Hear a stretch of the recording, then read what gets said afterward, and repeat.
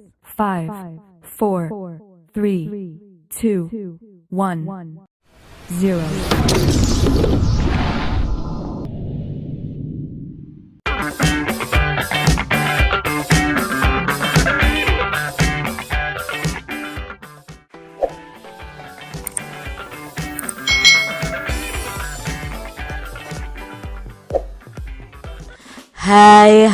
Hai. Selamat datang di channel YouTube Kak Citra. Apa kabar adik-adik semuanya? Kak Citra berharap kalian dalam keadaan yang baik dan sehat ya. Hari ini kita akan belajar bersama-sama untuk mata pelajaran tematik kelas 6. Kita belajar di tema 4, globalisasi, subtema 2, globalisasi dan manfaatnya, pembelajaran yang ke-6. Mari adik-adik kita belajar dengan penuh semangat. Era globalisasi membuat pencak silat dikenal di mancanegara. Bagaimana perasaanmu adik-adik? Pencak silat dari Indonesia ini bisa dikenal di mancanegara. Pasti bangga ya adik-adik ya. Apakah adik-adik sudah berlatih pencak silat dengan tekun? Nah, pada pembelajaran sebelumnya kita sudah belajar tentang gerakan dalam pencak silat. Nah, kita ingat lagi ya bersama-sama. Yang pertama ada gerakan kuda-kuda atau sikap pasang satu. Nah, sikap kuda-kudanya seperti ini adik-adik. Tentunya adik-adik masih ingat. Lalu sikap kuda-kuda yang kedua adalah sikap pasang dua. Nah, ini sedikit serong ya adik-adik ya. Kuda-kudanya ini sikap pasang tertutup dengan satu tangan yang mengepal. Lalu kuda-kuda yang berikutnya adalah sikap pasang ketiga. Nah, seperti ini sikap pasang ketiga. Kalian bisa praktekkan ya. Ini hanya mengingat saja pembelajaran sebelumnya. Lalu sikap kuda-kuda yang berikutnya adalah sikap pasang 4. Jadi seperti ini sikap pasang 4-nya. Setelah itu kita juga belajar tentang pukulan nih adik-adik. Nah, pukulan sendiri dalam pencak silat kita sudah belajar 4 macam pukulan. Yang pertama adalah pukulan lurus yang itu tepat di dada lawan ya adik-adik ya. Jadi ke depan lurus tepat ke dada lawan. Lalu ada pukulan berikutnya pukulan tegak. Nah, seperti ini pukulan tegak ya adik-adik ya. Lalu ada pukulan bandul ya. Pukulan bandul itu dari bawah sasaran tepat ke arah ulu hati. Lalu berikutnya teknik pukulan yang terakhir adalah pukulan melingkar. Ini ke arah pinggang lawan sasarannya. Nah, selain kita belajar pukulan, kita juga belajar menangkis pukulan. Nah, pertama ada tangkisan dalam. Nah, ini ya, tangkisan dalam ini gerakan tangkisan dari luar ke dalam sejajar dengan bahu kita.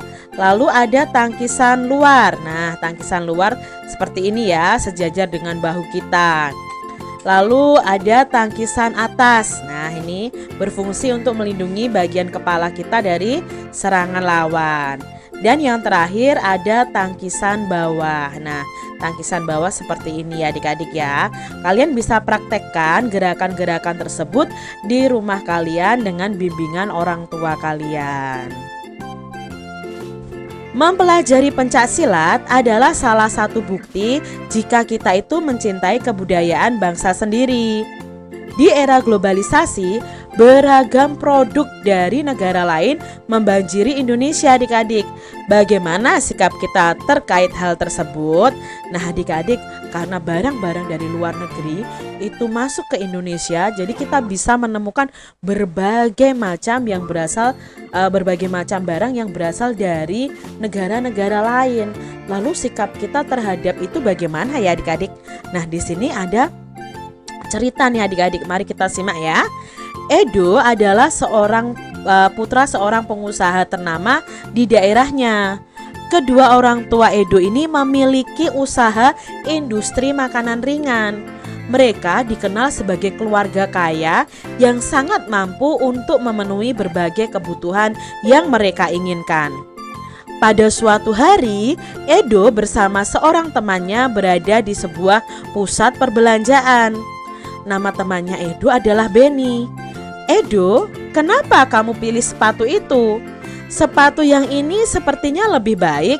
"Ini bikinan Singapura loh," kata Benny. "Aku pilih ini saja. Sepatu ini bikinan Cibaduyut. Kualitasnya tidak kalah dengan sepatu bikinan luar negeri. Sepatu Cibaduyut juga sudah diekspor ke luar negeri loh," kata Edo. "Oh ya? Memangnya kau tidak malu memakai produk dalam negeri?" tanya Benny. "Loh, kenapa harus malu? Justru jika kita membeli produk negeri sendiri, itu artinya kita telah membantu negara kita. Uang kita akan tetap beredar di negeri sendiri. Selain itu juga akan membuka lapangan kerja bagi rakyat Indonesia," jelas Edo. "Oh, begitu ya. Iya Benny, karena itu aku selalu memilih untuk membeli produk Indonesia." "Ya deh, aku juga ingin membantu rakyat Indonesia supaya menjadi lebih sejahtera. Aku akan selalu membeli produk-produk Indonesia," ucap Benny. Nah, dari percakapan Benny dan Edo ini adik-adik, kita mengetahui bahwa mari kita semuanya itu memakai produk hasil dari Indonesia sendiri. Walaupun semakin banyak produk-produk dari luar negeri, tetapi jangan sampai kita itu bangga memakai produk-produk luar negeri, sedangkan kita sendiri tidak bangga dengan produk-produk dalam negeri adik-adik. Jangan seperti itu. Mari kita bangga dengan produk-produk dari Indonesia. Nah, sekarang ada pertanyaan. Menurutmu bagaimana karakter Edo dan Benny ini? Nah, karakter Edo ini mencintai produk dalam negeri, sedangkan untuk si Benny itu lebih suka kepada produk-produk luar negeri adik-adik. Apa alasan Benny lebih memilih sepatu produk luar negeri adik-adik? Nah, alasan Benny karena ia menganggap produk luar negeri itu lebih baik daripada produk dalam negeri. Ya, tidak boleh seperti itu adik-adik. Tetap produk kita itu produk yang terbaik ya adik-adik ya, karena itu produk dalam negeri. Apakah sikap Benny ini sudah benar adik-adik? Coba adik-adik ungkapkan alasannya. Menurut Kak Citra, sikap Benny ini kurang tepat, kurang benar adik-adik. Karena dengan memilih produk luar negeri, Benny justru meningkatkan ekonomi negara produsen produk tersebut. Misalnya tadi produk sepatu dari Singapura, berarti kita meningkatkan ekonomi dari negara Singapura, karena yang menciptakan atau menghasilkan barang tersebut adalah Singapura. Jika banyak orang yang bersikap seperti Benny, ekonomi Indonesia akan menurun karena uang beredarnya di luar negeri, bukan di dalam negeri adik-adik. Mengapa Edo lebih memilih produk Indonesia? Nah, karena ia menganggap kualitas produk Indonesia itu tidak kalah dengan produk luar negeri adik-adik. Makanya Edo lebih mencintai produk-produk dari Indonesia. Apakah sikap Edo tersebut sudah benar adik-adik? Jelaskan tentang dampak dari mencintai produk Indonesia serta contohnya. Nah, di sini sikap Benny itu sudah benar, karena dengan mencintai produk dalam negeri, kita juga turut membantu negara. Uang kita tetap akan beredar di negeri sendiri dan bisa membuka lapangan pekerjaan bagi rakyat Indonesia. Apa ya saranmu terhadap Benny nih adik-adik? Dan kamu bisa menjelaskan manfaat dari cinta produk-produk Indonesia bagi bangsa Indonesia. Ini cinta ya, cinta produk-produk Indonesia. Nah, apa saranmu? Ya, mungkin Benny seharusnya tidak perlu malu menggunakan produk dalam negeri. Mungkin mereknya Indonesia, tetapi bisa saja kualitasnya dunia. Karena dengan membeli produk-produk Indonesia, kita turut memajukan ekonomi negara. Karena usaha di negeri kita bisa berkembang, bisa membuka lapangan pekerjaan bagi rakyat Indonesia dan peredaran uang di negeri sendiri. Mencintai tanah air adalah merupakan kewajiban setiap warga negara adik-adik. Jadi itu kewajiban kita. Banyak cara loh yang bisa kita lakukan untuk menunjukkan rasa cinta kita kepada tanah air. Salah satunya adalah dengan bangga menggunakan produk dalam negeri. Dengan menggunakan produk dalam negeri, kita itu sudah turut berpartisipasi dalam pembangunan bangsa. Nah adik-adik, apakah kamu sudah menggunakan produk dalam negeri? Coba cek barang kalian apakah sudah termasuk dalam Made in Indonesia. Di era globalisasi sekarang ini, dengan mempraktikkan sikap hidup hemat listrik juga merupakan wujud dari cinta tanah air. Mengapa sih kita harus hemat listrik? Nah adik-adik, di sini mengapa kita harus hemat listrik? Hampir semua kegiatan manusia itu di era globalisasi ini membutuhkan energi listrik, mulai dari rumah tangga, perkantoran, pertokoan, pabrik, industri, bahkan aktivitas pribadi pun memerlukan tenaga listrik. Tanpa listrik kita nggak bisa bayangin nih gimana jadinya hidup ini. Namun di balik manfaatnya, energi listrik juga memiliki dampak negatif bagi kehidupan di bumi kita jika kita menggunakannya secara berlebihan. Dampak dari pemborosan energi sebenarnya sudah kita rasakan dengan meningkatnya suhu bumi atau yang biasa disebut sebagai pemanasan global.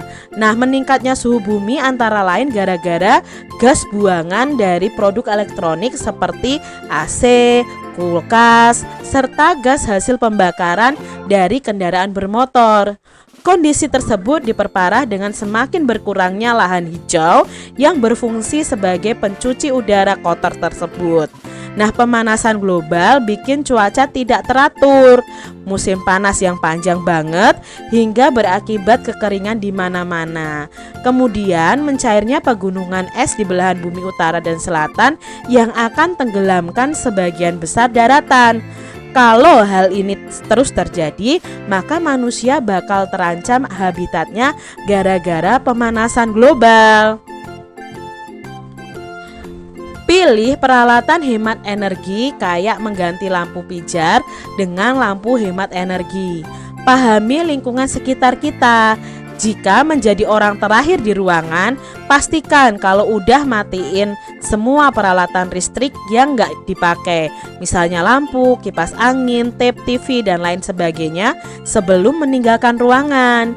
Dengan melakukan hal tersebut berarti kita telah menyelamatkan bumi kita secara nyata. Kita bisa bayangkan berapa besar energi listrik yang kita hemat dengan melakukan gerakan hemat energi.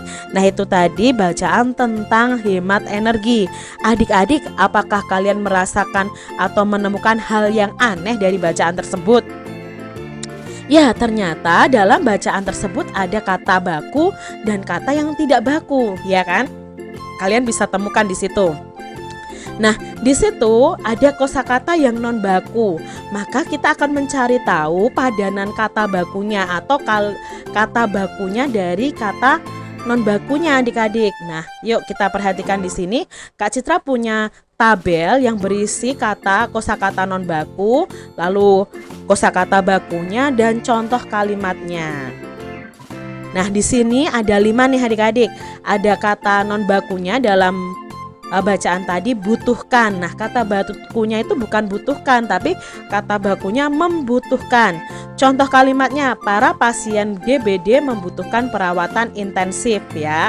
Atau kalimat yang sesuai dengan bacaan tadi, kalian ganti butuhkan dengan membutuhkan. Lalu ada kata nggak bisa bayangin. Nah, ini bukan bahasa baku adik-adik. Bahasa bakunya itu tidak enggak, tapi tidak bisa dibayangkan. Nah, seperti itu adik-adik. Contoh kalimat efektifnya apa? Jika lampu tidak pernah ditemukan, kita tidak bisa membayangkan bagaimana susahnya malam hari tanpa penerangan. Lalu kata berikutnya ada kata gimana jadinya. Nah, gimana jadinya itu kata bakunya adalah bagaimana jadinya adik-adik, bukan gimana jadinya. Nah, kalian bisa membuat kalimat efektif dengan kata bakunya. Contohnya di sini, bagaimana jadinya jika seluruh negara generasi muda itu menggunakan narkoba. Nah, ini seharusnya memakai tanda tanya ya, bukan tanda titik. Lalu ada kata gara-gara. Nah, gara-gara itu bukan baku adik-adik. Kata bakunya adalah akibat. Kecelakaan terjadi akibat pengguna jalan tidak mematuhi rambu lalu lintas. Bukan kok kecelakaan terjadi gara-gara. Nah, bukan seperti itu ya adik-adik. Lalu ada kata non baku yaitu bikin. Nah, aku bikin kue, itu salah adik-adik. Yang betul adalah kata bakunya membuat. Ibu sedang membuat roti, bukan ibu sedang bikin roti gitu, bukan seperti itu. Nah, di sini Kak Citra juga punya beberapa kata non baku dan kata bakunya. Untuk kalimat efektifnya, coba adik-adik buat kalimat efektif dari kata baku tersebut. Misalnya di sini banget. Nah, banget itu kata bakunya sekali.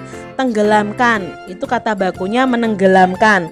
Kalau, nah biasanya ya, kalau itu bukan baku adik-adik. Yang betul itu tulisannya kalau. Bakal, bakal itu kata bakunya akan. Buat menghindari, bukan buat adik-adik tapi untuk menghindari. Gampangnya, nah itu bisa kata bakunya adalah sederhana. Kayak, kayak itu kata bakunya seperti.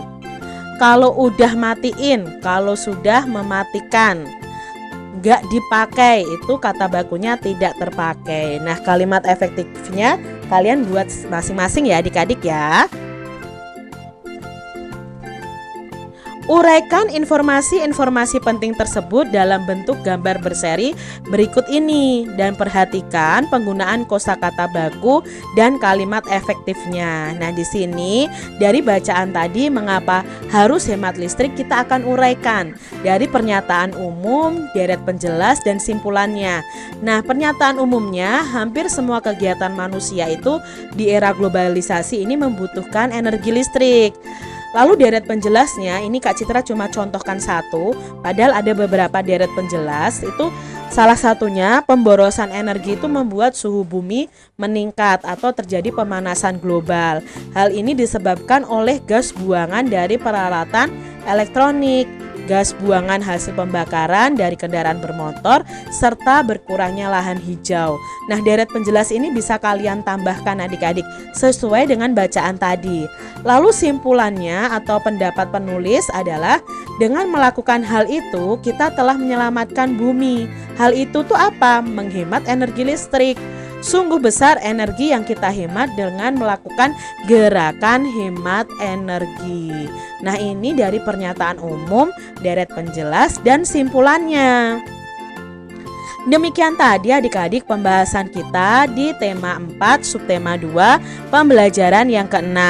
Semoga video pembelajaran ini bermanfaat ya untuk adik-adik semuanya. Dan sampai jumpa lagi di video pembelajaran Kak Citra selanjutnya. Tuhan memberkati. Jangan lupa tekan tombol subscribe, lalu tekan loncengnya, tekan juga tombol like, lalu share ke media sosial kalian. Jangan lupa untuk ikuti media sosial Kak Citra.